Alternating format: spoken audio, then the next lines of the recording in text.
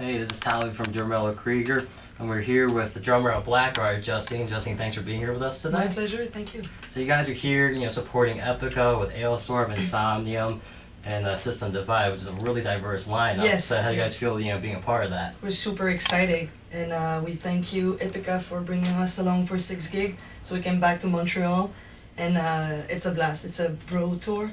Everyone kind of know everyone. The tech, the merch, the driver, so it's very nice, very, very nice. So you've worked with most of these bands before? Yes, and so it's amazing. In fact, everyone's like, hi, everyone is helping each other.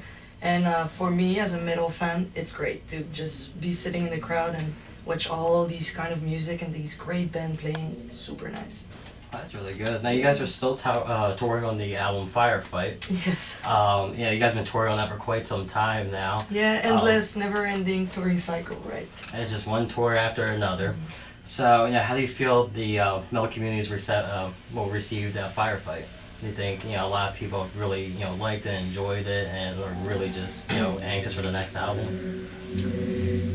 That's a good question. I don't know what to answer to this. I really don't. Can I read it or something? I'm French. That's okay.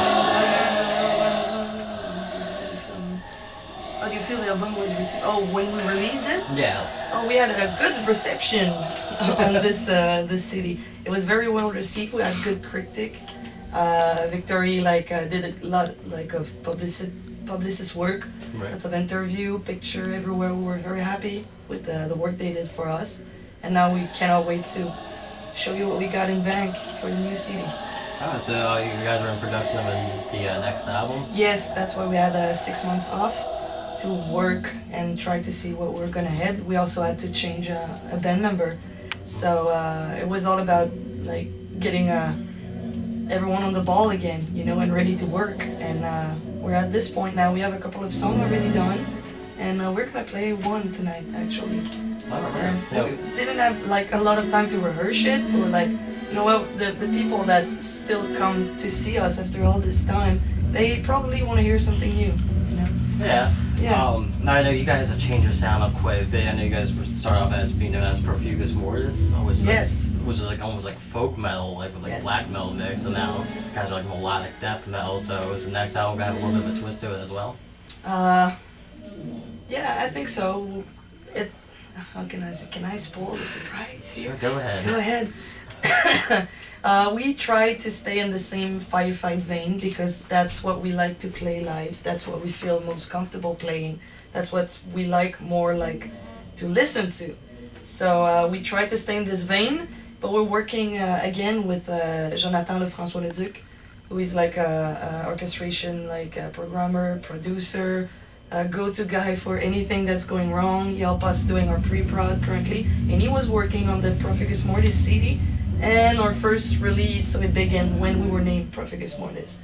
So you're gonna see some back element, or element from the 2 first release back in this 1, 2, 3, third, fourth release.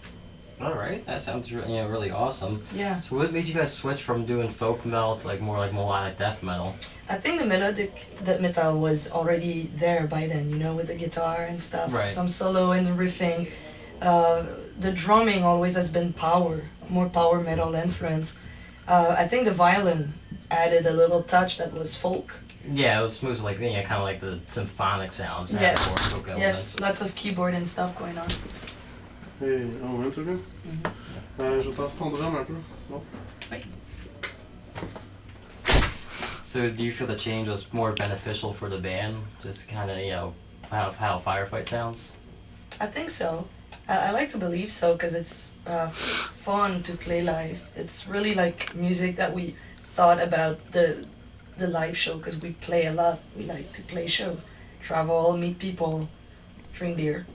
So that's what we had to do. We wanted to be a little more darker, since we lost a keyboard player. There was less keyboard solos and stuff, but we wanted to keep the symphonic thing. That's always has been important. So you kind of just have more backing tracks with the symphonic parts now, since you don't have there's no keyboard. It's orchestration, but no physical keyboard that someone will play on it. Okay, that sounds great. Mm-hmm. Now, the metal community's always been viewed as like a male-dominated type of a scene. So, I guess you know where this question's going to. With being a female, did you find it a little bit harder to, get recognized into the scene, or do you feel like, it wasn't that hard? It wasn't that hard, really, for me. I'm not a front woman. I'm not the face of the band. I'm just back there playing my thing, doing my thing.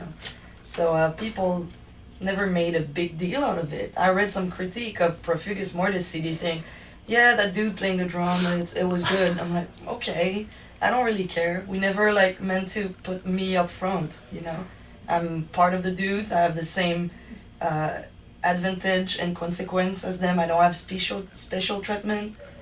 We're the same level, and it brings me to get my masculinity level a little bit higher. Okay, I want to be part of the guys, but the guy has to get a little bit feminine also to get to understand the emotions I'm going through all the time that maybe they don't feel the same. It's different, but it's doable. So you feel you kind of help the band bring out their feminine side through the guys? Sometimes I feel like their emotional side, but I'm lucky. I'm on the road with my best friend. So it's always respectful, and if I get trouble with some other band or stuff, my guy will always stand for me. So I'm lucky for that. Oh, that's really good to hear. Mm-hmm. Now, how did you get into the extreme metal scene? What inspired you? It's a long time ago. Yeah, I think 2002. I was listening. I had my Hanson Brothers CD. You can cut this. And yeah, so I was listening to Hanson and pop song, and back when we had CD players, the big thing in cassette, and one of my friend was running through my bag, and she's like, that sucks, try this. So she confiscated my disc and put 2 CD in my bag instead, and I had an hour ride back and forth to go home after school, so I'm like, okay, I'm gonna try it. And the first disc was Schizophrenia, Sepultura, and the drum and all the percussive element in there. So it touches me.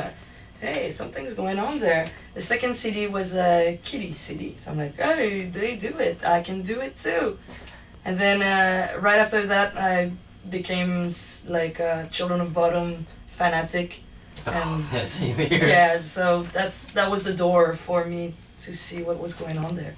Never stops and then. So Children of Bone kind of influenced you a lot. A lot. At least the earlier release, yeah. Follow the Reaper, Hatebreed. Oh, Hatebreed is amazing. Yes, but we can go with the color. The red one was good. The green also. Oh, of course. Yeah, Something red, wild. green, blue. Yeah. So you guys are constantly, on the road, just one tour after another. So what do you guys do in your spare time to kind of break up the boredom, just constantly traveling around?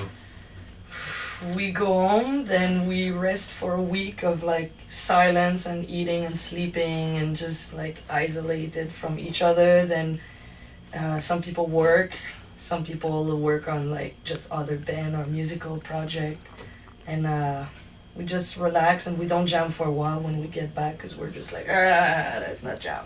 Just take some time off, and then as soon as you get settled back in your normal day life, you leave again. So you're always bye. It's always a hello, goodbye situation. And then you're just back on the road, doing it all over again. Yep.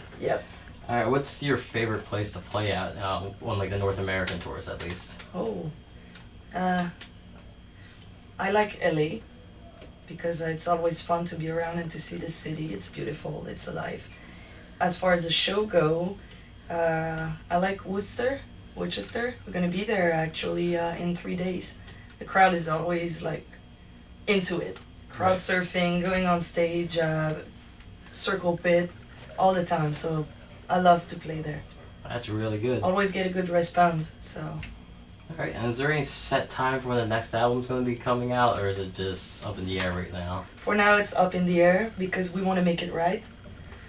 We've always been on the road and working on the CD, we never actually had the free will to do what we wanted. So this time we're doing things right. So yes, there's a plan with the label and stuff, but no release date officially now. So it's just all kind of underground. It's just that there will be another album. Just Yeah, we're working on it. We have a couple of songs done, some pre-prod, and we're just like gonna take the time it need to make it good. right, that's We great. need to hit hard. Oh, with the exactly. CD, yeah.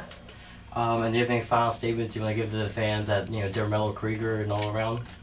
Not really. Keep rocking.